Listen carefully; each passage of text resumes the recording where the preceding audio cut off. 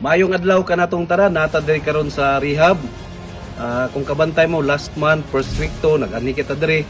Nya mo to na timingan na mo'y pagsugod ani katong mga kontraktor ng taga Manila.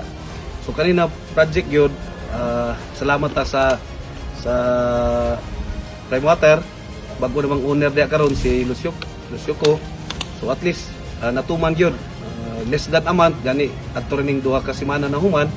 So gikan tong pagbisita nato pormero na nakita nato na ground na gid to ang nahimo. Dahil nagpasalig tong mga taga Manila na mga Tagalog na kontraktor na nahimo gid nila.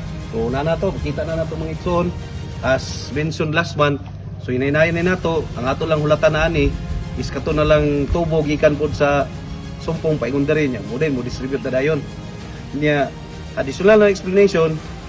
So kada tong paadto nato sa Manila August katong gitagbo nato to si Senator Villar na sabutan mo to dito na mag-implementar gyud ang Prime Water o mag-implementar gyud Prime Water pipila ka mga surgical approach na programa.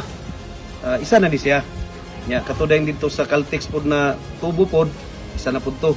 So ipakita lang nato unsa to ng mga programa gani kung buto no naon ang ilabi ang pasalig gani sa 5 ka tuig makabubo sila 500 million.